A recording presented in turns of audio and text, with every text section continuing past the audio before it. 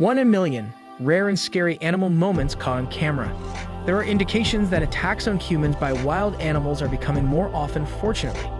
According to research published in the scientific journal Nature, as our metropolitan areas continue to encroach on the habitats of carnivorous animals, assaults on cattle, pets, and occasionally even humans have increased. Since 2011, the number of attacks in Kashmir has significantly increased, with local wildlife authorities reporting around 200 fatalities and over 2,000 injuries. Let's check some of them. Number 5. 48-year-old Orange County, California resident Ann Shell said, "I tried to punch the mountain lion in the face. I sent my bicycling friend DB a text message in January 2004 asking if she wanted me up for a ride. I decided to take a 45-minute loop at Whiting Ranch, which is only 10 minutes away from my California home. My shopping was left on the kitchen counter. We began at roughly 3:45 p.m. Coming around a blind turn, I spotted a man standing in the trail's center with another bike leaning against some bushes. I stopped and inquired as to the status of things. He claimed to have discovered an abandoned bike and was trying to find its owner.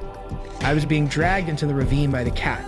I tried to strike it in the face while it had me by the back of the neck, but nothing happened. After pulling me several feet, it repositioned itself and tightened its hold over my left ear, and then the left side of my face. From the time of the 911 call until the paramedics arrived, it took 19 minutes. The helicopter's pilot noticed the cat squatting down and waiting for another opportunity as it flew over. Mark Reynolds' body was later discovered by the sheriff's deputies. The abandoned bike belonged to him. He had been slain earlier by the cat. Number 4. I hugged the shark to stop it from biting me. Adelaide resident Ronnie Fox, 81. At age 22, I won the South Australian Spearfishing Championships, which involved holding my breath while spearing a variety of fish within a set amount of time. In 1963, I was attempting to reclaim my title off Aldinga Beach. I wanted to catch a few unusual species after 3 or 4 hours, so I swam far offshore where none of the other competitors had gone and dove to the bottom. A massive boom struck me in the side as I was ready to release the trigger on a highly valuable fish. I was carried through the water faster than I had ever swum after it knocked the gun out of my hands and the mask off my face. I instantly thrust my hand away after falling out of its jaws, but it got stuck there and ripped the teeth out. The shark was then held in a bear hug around the belly since I was confident that it couldn't bite me there. Many people would argue that the best sharks are dead sharks, but I knew that the speared fish had already drained a significant amount of blood into the water, so I don't blame the shark for showing up and biting something. It's been a protracted struggle to increase public awareness about sharks over the years. We need to stop killing them out of fear. I competed in the Australian Spearfishing Championships a year and a half after the attack and won numerous events. I'm 81 now, and it hasn't caused me any significant issues, except for a tightness in the left side of my chest that serves as a constant reminder of how fortunate I was. Since then, I've led tours for visitors to see sharks in their natural environments. Number 3. Leah Hiller, 42, Minnesota said, "The otter kept torpedoing underwater to bite my legs." We frequently spent holidays at my dad's cabin on Island Lake in a remote part of Minnesota. I stayed there in July 2012 when I was 31 years old and preparing for the USA Triathlon National Championships. I was with my husband and our 2 young children, ages 2 and 4. I went for my routine mile-long swim one morning. My dad was going to take my kids out to follow me on his pontoon boat, even though I had already done it 100 times. All was well until my children requested to be taken back to the house to have some snacks. Since there was no boat traffic, I informed my father he may go. When your hand is placed in Island Lake's dark rum-colored water, your elbow is the furthest thing you can see. You're unaware of what lies beneath. I had completed a round around the lake's island and was headed back to shore when I got bitten on the heel. It hurt sharply. I initially believed it to be a muskie, which is an enormous fish that are common in the lake but are not generally renowned for being aggressive. My calf was then attacked. My leg was seized, and then something simply started biting. Number 2. I was carried 30 feet by a grizzly bear in my mouth. Colin Dowler, 47, of the island of Vancouver.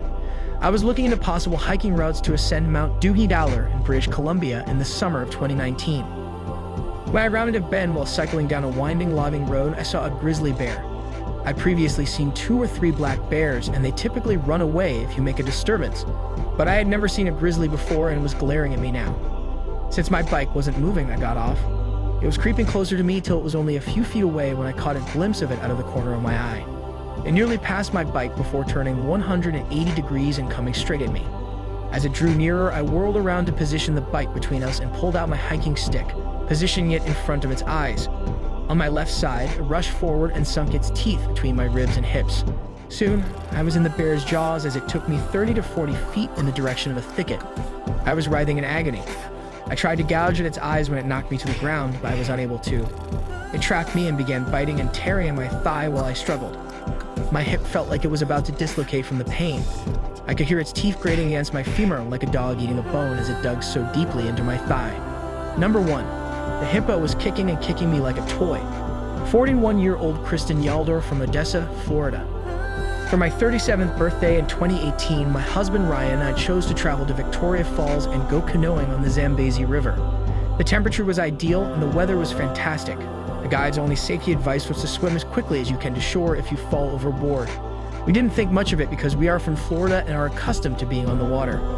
Ryan tumbled backward toward the bank as I fell forward in the direction of the hippo. I swiftly popped back to the surface as we were both wearing life jackets. After a few strokes, it grabbed my leg and pulled me down quickly after I started swimming. Only 6 strokes separated me from the coast.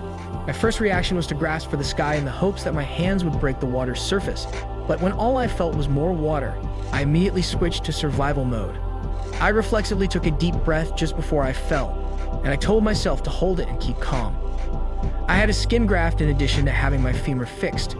I was in the hospital in Johannesburg for 2 weeks before returning home on a medical airplane to complete the last steps.